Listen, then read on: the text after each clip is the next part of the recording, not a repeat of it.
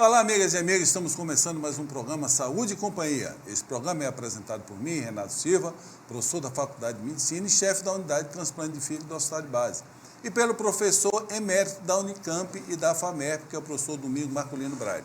E como vocês sabem, esse programa chama Saúde e Companhia, porque nós sempre temos aqui na bancada alguém com vasta experiência em sua área, que vai trazer informações para você cuidar melhor da sua saúde e da sua família. Hoje nós temos aqui o professor Maurício Lacerda. Maurício Lacerda nasceu aqui no interior de São Paulo, em Jabuticabal, depois fez a sua graduação em medicina na UFMG, onde fez seu mestrado, seu doutorado, e pós-doutorado nos Estados Unidos. Ele é um virologista.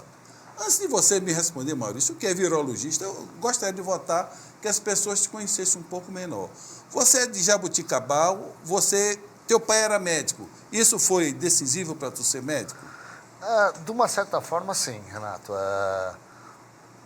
Foi decisivo para ser médico, mas também, ironicamente, foi decisivo para não escolher uma especialidade. Meu pai era obstetra e eu vi o quanto que o obstetra trabalhava aqui no interior e eu ficava longe da família, então isso me levou à medicina, mas me afastou, por exemplo, da obstetrícia. Imagina que você, com tua carreira, com a inserção internacional enorme que você tem, você produz muito, publica muito, em que momento da tua formação, da tua graduação, você é virologista? A virologia ela vem mais tardio, mas a carreira de seguir a carreira universitária dentro de uma área básica foi uma coisa muito precoce. Eu formei numa instituição que tem uma longa tradição de formar médicos pesquisadores, desde a década de 50, e toda a turma do FMG tem 1 ou 2 médicos que vão trabalhar na área básica como pesquisador. E já no final do curso, também já bastante interessado em doenças infecciosas, ocorreu a oportunidade de fazer minha pós-graduação, então em virologia foi aonde eu dediquei. Tá, o FMG era um alvo? Você quer estudar na UFMG porque sempre você teve essa veia de pesquisa básica, ou você fez vestibular em vários locais e disse, vou para o UFMG? Naquela época, né, quando eu fiz, nós tínhamos 70 faculdades de medicina no Brasil, hoje nós temos 300. E eu tinha o interesse em estudar numa escola de bom nível, então acabei prestando vestibular em vários lugares, fui aprovado em várias universidades, e dentro das que eu fui aprovada, a UFMG era a instituição de maior renome, e para mim foi até um choque, né, como um bom paulista. A gente acha de vez em quando que o mundo acaba nas fronteiras de São Paulo. Eu tinha sido aprovado em Botucatu também, e falei, não, vou para Botucatu. E meu pai tinha um colega de turma, um amigo... Uma tradição... que era professor de Botucatu. E eu querendo ir para Botucatu, ele falou, não, você passou na FMG, você está louco, você vai para o FMG. E foi uma experiência maravilhosa morar numa cidade magnífica, que é Belo Horizonte, e estudar numa universidade de grandes proporções, que é a Universidade Federal de Minas Gerais. Maurício, explica aqui para a população o que é o vírus, o que é esse vírus, essa coisa invisível que assusta o mundo. Os vírus, em geral, né, os vírus são a menor forma de vida conhecida, ou se é que pode se considerar vida, mas aí dá para um outro programa, é o menor micro-organismo que tem. Ele é o mais simples, porque ele é composto basicamente de um ácido nucleico, né, um DNA ou um RNA, que é onde guarda a sua informação genética, e uma proteína que envolve isso. E o que ele faz? Ele entra numa célula, ele é um parasita intracelular, quer dizer, ele tem que entrar dentro de uma célula, e ele entra naquela célula para se multiplicar e gerar novos vírus. Esse é o ciclo de vida simples de um vírus. É entrar numa célula, se multiplicar e sair. Só que isso, na sua relação com a célula, ele pode levar a doenças e até a morte. Outra coisa muito interessante para o vírus é que vírus infectam qualquer coisa. Seres humanos, animais, plantas, fungos, bactérias e hoje até outros vírus. Então nós temos, é uma outra esfera de vida completamente diferente, que é extremamente fascinante de estudar. E quando é que esse momento, o vírus está lá quieto e de repente ele começa a nos agredir? Quais são esses fatores que... Ele nunca está quieto. Essa é uma questão. O vírus está sempre infectando alguma coisa, multiplicando e saindo. O que acontece é que ele, às vezes sofre uma mutação e um vírus que não era grave começa a ser grave. Porque ele começa a infectar um outro tecido, um outro órgão, causar uma doença. Ou um vírus novo aparece. E que é o caso que a gente está vendo agora, né? Da onde que um vírus novo aparece? O vírus está numa espécie. De repente, por alguma situação, nós nos aproximamos e aquele vírus acaba se adaptando a gente e acaba infectando a gente. Nós vivemos hoje num mundo muito populoso. O ser humano está indo em lugares que ele não ia em grande quantidade. Isso facilita o aparecimento desses novos agentes. Ô Maurício, nós sabemos que a dengue é um problema mundial, né? E agora nós estamos ouvindo notícias de cidades da região, Votuporanga, Araçatuba, enfim. Como é que nós estamos nos preparando? Nós sabemos o trabalho de vocês, da Secretaria de Saúde, um trabalho intenso. O que é que você está esperando agora aí para esse ano com a dengue? Olha, nós tivemos, no final de 2018, nós na Faculdade de Medicina temos um programa de vigilância de dengue junto com a Prefeitura há alguns anos, né? E no final de 2008 a gente já detectou que tinha alguma coisa atípica ocorrendo com dengue 2. E nós percebemos, através de sequenciamento de DNA, essas coisas, que nós tínhamos um novo vírus. Era um vírus novo que estava entrando na nossa região. E toda vez que um vírus novo entra numa população, não tem como controlar, você vai ter epidemia. Então, 2018, final de 2018, nós monitoramos, informamos o Ministério da Saúde e informamos, obviamente, a Secretaria de Saúde que tinha um novo vírus. Então, em 2018 para 2019, eu, conversando então com o nosso amigo secretário de Saúde, disse para ele, olha, não tem como controlar, vai ter uma epidemia. Então, se a gente não tem como controlar, o que nós podemos fazer? Mitigar, ou tentar transformar essa epidemia numa coisa menos danosa à população e ao sistema de saúde. Porque uma epidemia de dengue, você já viveu várias aqui, chega aquelas situações de milhares de pessoas, centenas de pessoas doentes no mesmo dia. Então, aqui em Rio Preto foi feito um trabalho de planejamento para enfrentamento da epidemia, que mostrou que, apesar de termos 40 mil casos, ela não foi um caos dentro do sistema de saúde. Deu para manipular razoavelmente. Nós já tivemos epidemias menores com caos maior. E esse dever de casa, que outro dia eu disse no jornal, as pessoas entenderam errado o que eu quis dizer, Rio Preto fez o dever de casa quando se preparou para a epidemia, não para controlar. Controlar uma epidemia dessa é impossível. Os municípios aqui em volta não tiveram esses casos de dengue ano passado, estão tendo agora. Espero que eles estejam preparados para ter uma epidemia. Essa epidemia ela não vai ser só aqui em volta. Esse dengue 2 que entrou no Brasil há 2 anos atrás, ele vai dominar o Brasil inteiro. Então nós vamos ter epidemias nos próximos anos no Nordeste brasileiro de dengue 2, no Rio de Janeiro, e são epidemias que têm uma possibilidade de gerar o caos no sistema de saúde. Nós já tivemos, há 10 anos atrás, epidemias no Rio de Janeiro com tenda, né? Isso. Talvez podemos ter uma situação parecida. Para São José do Rio Preto especificamente, nós vamos ter casos de dengue esse ano. Nós provavelmente vamos atingir um nível que é chamado epidemia estatisticamente, mas muito menor do que nós tivemos ano passado. Ô Maurício, quem está nos assistindo agora, qual é o papel da população? O que é que a população deve fazer para ajudar o seu município e o sistema de saúde? Mas você vai responder no próximo bloco, nós vamos para um pequeno intervalo.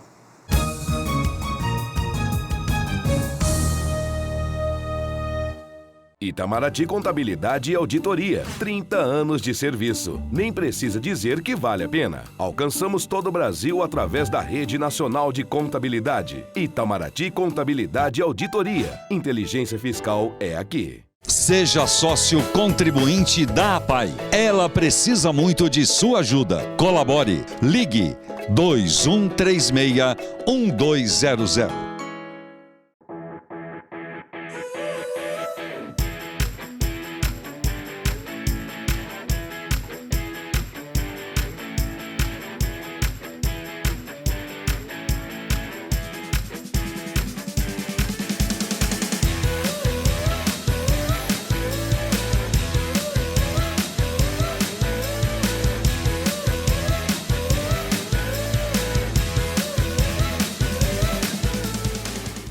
Agora eu quero falar com você que tem vontade de empreender, ter o seu próprio negócio. Seja um distribuidor de água rárida na sua cidade. Ganhe dinheiro levando saúde às pessoas. pH altíssimo de 10,55. É raro esse pH. Alcalina, tem bicarbonato, vanádio e atua no controle de diabetes, colesterol, previne contra AVC. Uma água que melhora o funcionamento do seu organismo e reforça o sistema imunológico. Ligue agora, seja um distribuidor na sua cidade com baixo valor de investimento. 17 3819 7600 ou entre no site e cadastre-se www.grupominagem.com.br. Seja um distribuidor de água rárida, ganhe seu dinheiro e ajude as pessoas de sua cidade a ter mais saúde.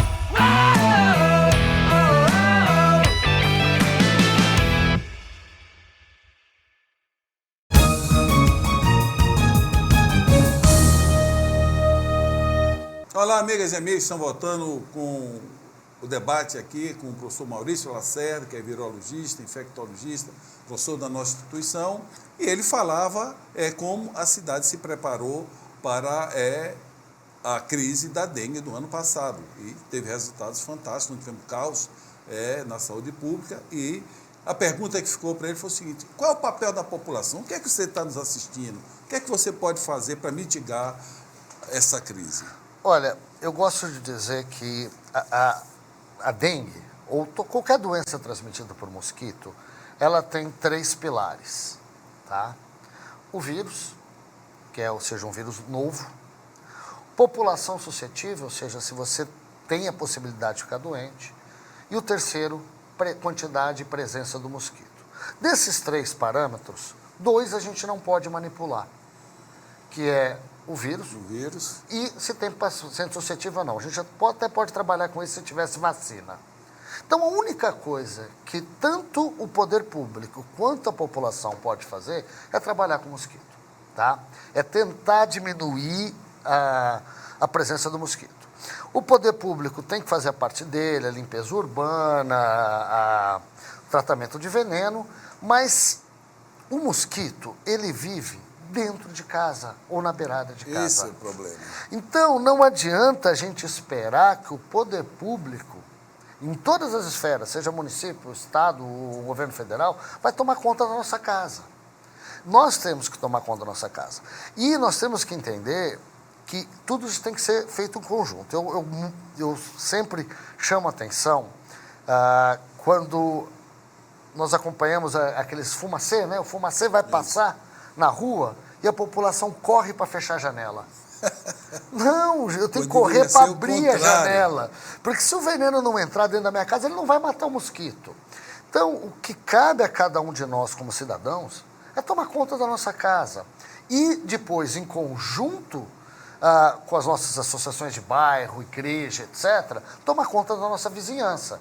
E, obviamente, o poder público tem que tomar conta da parte dele, que é a limpeza urbana, a limpeza de boca de lobo, essas coisas. Ou seja, tem que ser cidadão também, né? Não é só esperar que o poder público resolva tudo.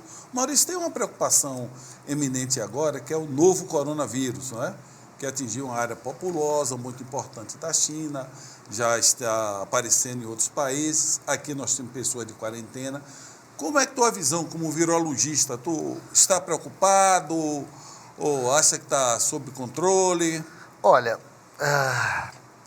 hoje eu estou mais preocupado do que eu estava semana passada, mas também ainda não estamos em situação de alarme, de desespero. De alarme, de uma certa forma, estamos. A Organização Mundial de Saúde declarou isso como emergência de saúde pública de interesse internacional. Isso é a 5ª vez apenas na história que isso ocorre. É a 5ª vez. É a 5ª vez na história, sendo que 2 recentemente, que foi SARS? Não, o SARS não foi. Foi a Ebola. a emergência de Zika no Brasil, uns anos atrás, e o H1N1 lá atrás, e mais algumas coisas no passado. Isso mostra que a Organização Mundial de Saúde está extremamente preocupada com isso, porque é um vírus de transmissão respiratória. Vírus de transmissão respiratória são extremamente difíceis de controlar. Esse vírus é um coronavírus, que é uma família de vírus que normalmente causa infecções brandas. Nós temos infecções por coronavírus sempre, normalmente infecções respiratórias ou diarreia. Só que esse é um novo coronavírus, muito parecido com o SARS, que foi um coronavírus que apareceu nos inícios dos anos 2000 e causou na época, muita atenção no mundo, né? Mas ele tem um lado bom e um lado ruim. O lado bom, a mortalidade desse novo é menor que o SARS. Mas o lado ruim, ele transmite mais que o SARS. Então, se você transmite mais, mesmo com a mortalidade menor, você tem uma tendência a ter mais gente doente, talvez mais gente em número absoluto morra. Então, isso é preocupante. A esperança da OMS é controlar esse vírus agora no inverno no hemisfério norte, para que ele não atinja o hemisfério sul no nosso inverno. Existe a possibilidade, você como um pesquisador, assim, desse desenvolvimento rápido de vacina, ainda na crise? Olha, existe, tanto já existe que semana passada, numa reunião com alguns colegas para discutir uma outra vacina, eles diziam que já estavam preparando um ensaio de fase 1, que é um ensaio simples para a vacina de coronavírus. O problema não é desenvolver. Você consegue desenvolver relativamente fácil vacinas para vírus. O problema é ter uma real ideia de qual que é a segurança e eficácia. Então, o que acontece? Eu posso até ter vacina, mas nós não aceitamos vacinas que não funcionam ou que tenham risco. Então, não dá tempo de você fazer ensaios de segurança e eficácia numa situação dessa. Recentemente, num outro contexto de emergência em saúde pública, que foi o Ebola na África, a Organização Mundial de Saúde deu uma liberação de testes de segurança e eficácia para a vacina de Ebola. Se usou vacinas sem fazer teste, porque era uma situação de emergência. Então, foi aceito utilizar a vacina se mostrou eficaz, funcionou relativamente bem lá na África para contornar o surto. Então, pode ser que se a situação do coronavírus vire uma pandemia, situações como essa possam ocorrer, vacinas experimentais sejam utilizadas com autorização especial. Maurício, você falou da possibilidade de transmissão, parece que você transmite mesmo sem ter sintoma, mesmo sem você estar gripado e tal, isso é real? Isso tem sido relatado, mas na verdade todas as doenças, algumas das doenças respiratórias também acontecem. Eu acho o seguinte, nós estamos muito, muito precoces. A situação está desenvolvendo há 15, 20 dias, em larga escala, para podermos termos tanta confiança. Pode ocorrer uma infecção assintomática, mas será que isso é a regra? Será que eu lembro muito bem no contexto da Zika, né? Todo mundo, a transmissão sexual da Zika. Eu sempre perguntava, mas será que nós não estamos olhando só para um pedacinho pequeno e percebendo que o mosquito é o mais importante? Então nós temos que tomar muita calma nessa hora. O Serviço de Saúde tem que ter o plano dele, o Ministério da Saúde tem trabalhado, as secretarias de Estado já têm seus planos, a Secretaria Municipal de Saúde de Rio Preto já tem seu plano, o Hospital de Base, nossa instituição, também já tem seu plano de ação. Então, nós temos que estar preparados. A população, por enquanto, calma, muita calma, não está tendo transmissão no Brasil, os casos que têm suspeitos são importados, então, calma. Agora, outra coisa, Maurício, sabe que aqui tem muito comércio também com o exterior, tem gente que tem indústria na China. Esse pessoal que vem para fazer, primeiro ele esteve na China, teve lá em Wuhan, ele chegou, ele não está sentindo nada. Qual é o período de isolamento que você acha que é ideal para essa pessoa dizer, não, eu acho que... Olha, isso foi colocado agora para o OMS, as pessoas que estão sendo retiradas, né, de Wuhan, e por seus países sendo resgatadas, elas têm ficado 15 dias de isolamento, que é o período máximo de incubação que se conhece desse vírus. Pode está um pouquinho errado, mas é o que a gente sabe até o momento. Então, pessoal, nós já tivemos casos aqui em Rio Preto de pessoas falando, olha, eu tive contato com um pessoal da China, mas quanto tempo? Um mês atrás. Então, meu amigo, relaxa, vai para casa, vai descansar que não tem perigo nenhum. Agora, a precaução é a básica, né? Cuidado com espirrar, lavar as mãos, como é que você orienta?